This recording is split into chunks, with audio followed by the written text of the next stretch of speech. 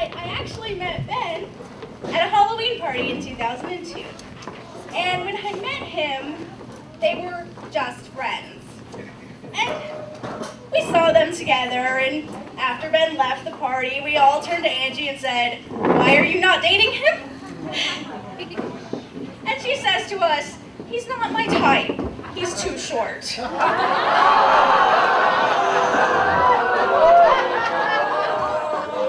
Well, thankfully for everybody here, she got over that. And because you guys truly are the best when you're together, and I'm so glad that you found each other. And I have a toast for you guys tonight. May your hearts always be filled with love and happiness. May your house always be filled with family and friends. May your life always be filled with fun and adventure. And may your children have their father's smile and their mother's hair.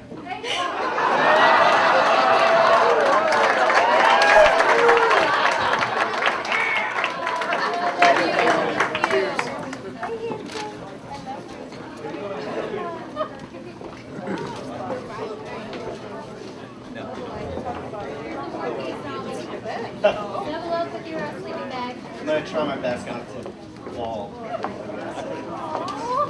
Alright. So I just wrote a little short novel here. Read to you guys. So it feels like only yesterday, Angie and I were sitting in our parents' room on Voorhees Lane, anxiously awaiting the start of WrestleMania 1.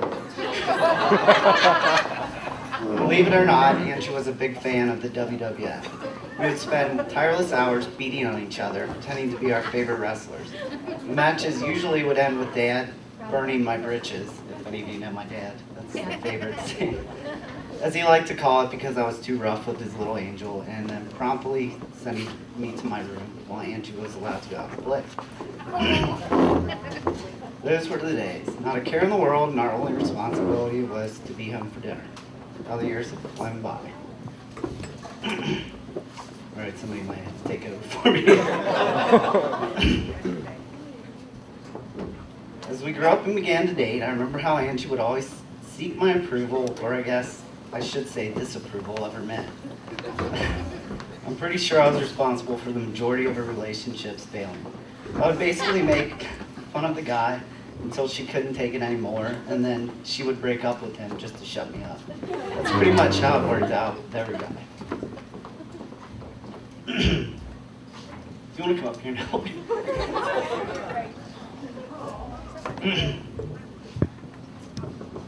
Looking back on those times, I feel slightly ashamed for my actions, but now I realize I did Angie a favor. Fred?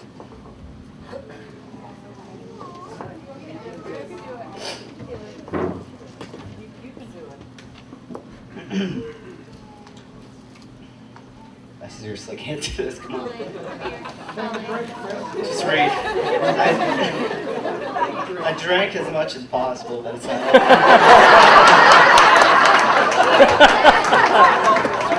Thanks. Let's take that candy out, sorry. Sorry. Okay, ready? This is Chris. I vividly remember and recall the first day I met Ben. My wife and I were doing dog sitting for some friends, and Angie was going to watch the dogs over the weekend for us. So she wanted us to come over and meet Ben. The doorbell rang and in walked Angie with her friend. Ben. The reason I do so distinctly remember the day is because Ben could not stop tapping on anything and everything in the surrounding area. At first, I thought it was an anxiety disorder. But Angie swiftly clarified that Ben was in a band and worked at the Guitar Center. It would not take long to realize, in about 10 minutes, that Ben was not only deeply in love with music, but also deeply in love with Angie. It was easy to see that the feelings were mutual, and thought Angie continued to insist he was just a friend. Only with one and a half brain could quickly tell that the two were meant for each other. This time around, Angie would not seek my approval. because she had met the man of her dreams and did not want her idiot brother to ruin it again.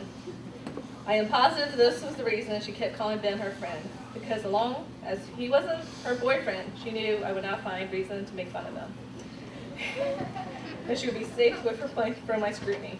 Needless to say, Angie did not have anything to worry about because I could find plenty of things to make fun of. Just joking.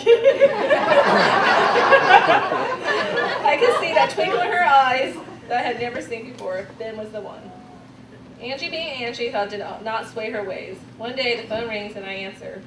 All I hear is one question. So honestly, what do you think of Ben? I was in shock and could not believe she was even willing to ask. Without hesitation, I answered, Ben is awesome and you already knew that. And I thought I have known to tell a fib once and again was definitely not one of them. Ben is awesome. He's a guy I'm proud to call my brother-in-law. He's funny, courteous, genuine, and most importantly, he adores my sister. He loves her with all of his heart. These two have a connection that most can only dream of. You can see in their eyes. You can see in their actions. There has never been a moment when I have seen otherwise, and I'm pretty positive that everyone else here today would agree. Though they could not be here today, every loved one was represented by those beautiful white flowers is watching from above. And they are all saying the same thing. This is a love that will last for a lifetime. Angie, I'm so proud of you and want you to know that I do approve of this one. And today you have made the best decision of your life.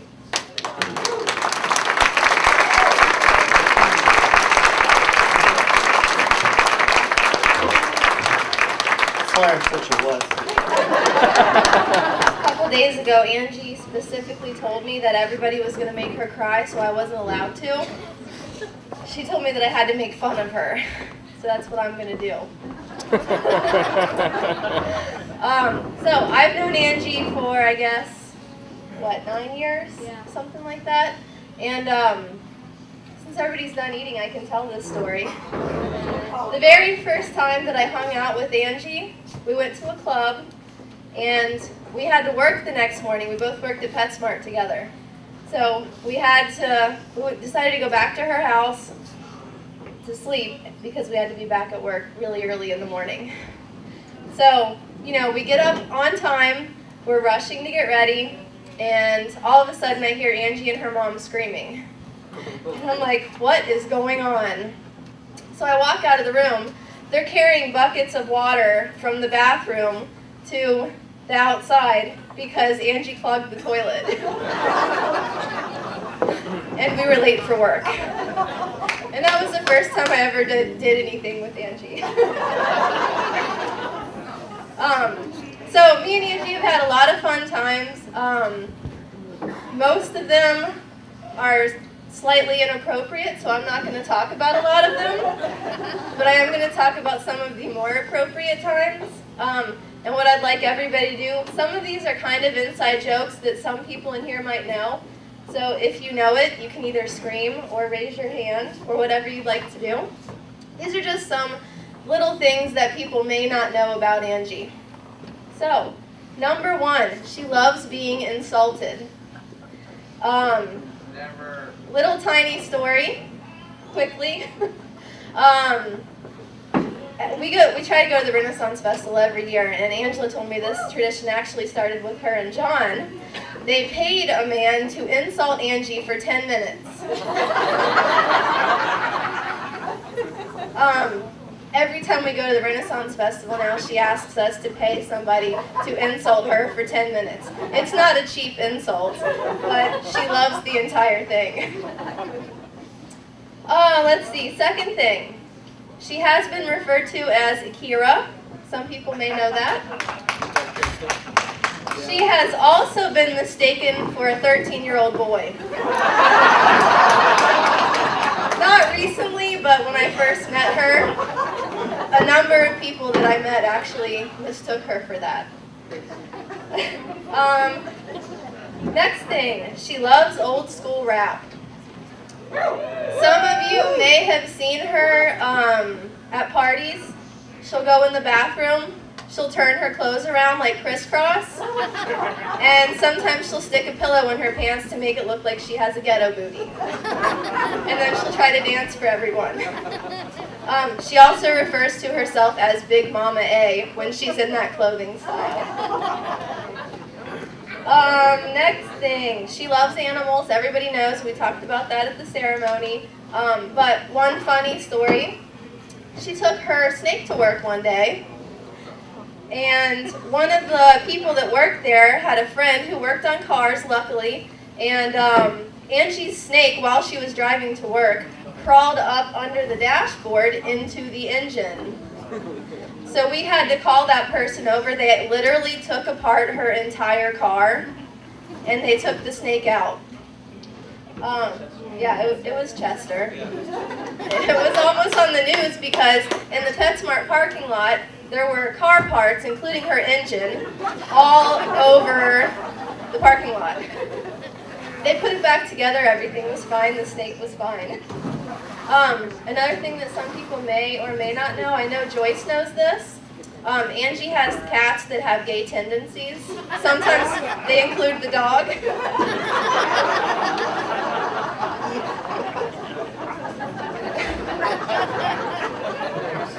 This is another thing that Angie embarrasses with me all the time.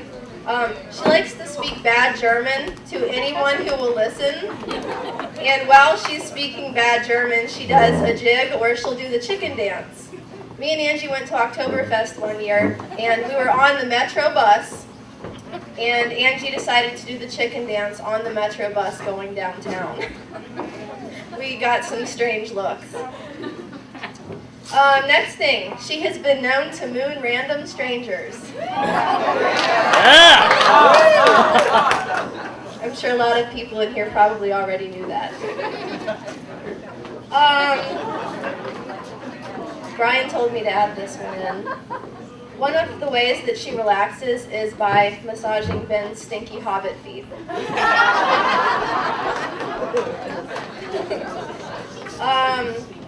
Another thing, she is not allowed to drink tequila anymore. We're not going to discuss why, but she is not allowed, and we thank Ben for that. That's one of his rules. This one's slightly inappropriate, but I'll say it anyways. Someone in here should yell really loudly. She gives the worst lap dance I've ever seen.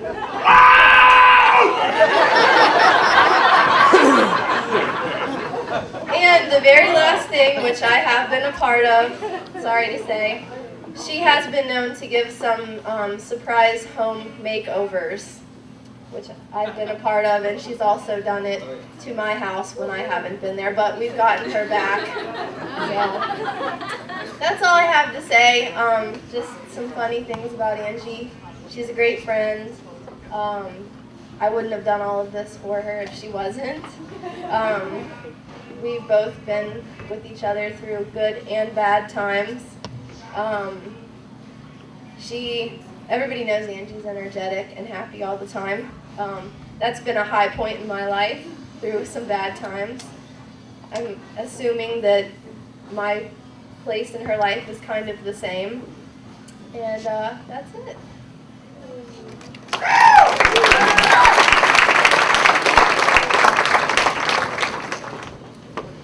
I'll try not to. Stacy is to Angie as I am to Beck. So I'm going to try to burn him up a little bit. I'm going to say one thing that I think everybody wants to say, and that it's about time.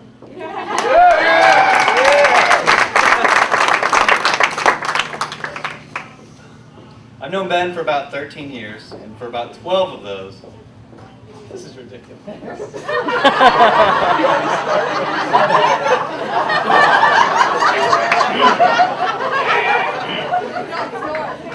For about 12 of those, our common bond has been music. So through that bond and camaraderie, we've been known to pick on each other. So I'm not going to break tradition tonight. So I'm going to start with another question. How did you get Angie? I'm kidding, of course, because I knew Ben before he met Angie, and it was pretty obvious that he knew early on in their relationship that he was going to marry her, because it wasn't very long after he met her that he really started to let himself go. And now look at him. You used to be so handsome. Angie, I don't know how you do it. Between the nervous clicking and the excited hand tapping and the smell, it's probably good that you used to work at a pet store, because I'm sure that your experiences there will come in handy every day. But seriously, if there were ever two people that complement each other, it's you two. Angie, you are the tall to his short, the skinny to his not so skinny, the Bigfoot to his tiny little hobbit feet, the preschool teacher to his, well, self. All jokes aside, you two are perfect. Okay, no. You two are perfect for each other, and I owe my happiness to both of you. Some of you may not know that Ben and Angie introduced my wife. Shut up. Introduced my wife and I. And I'm honored to serve as your best man. I hope you appreciate that I didn't tell any stories of our crazy adventures as a rock and roll band. You know there are many. I love you guys, and I'm so happy for you, and I wish you all the best that life and love have to offer.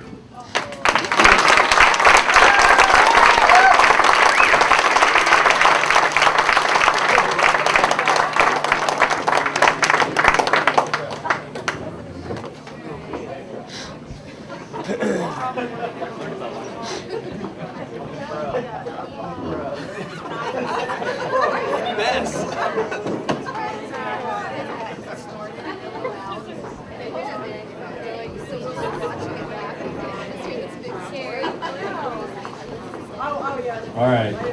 So, now I'll give this opportunity to everyone to raise their glass for one final toast to Ben and Angie. Yeah!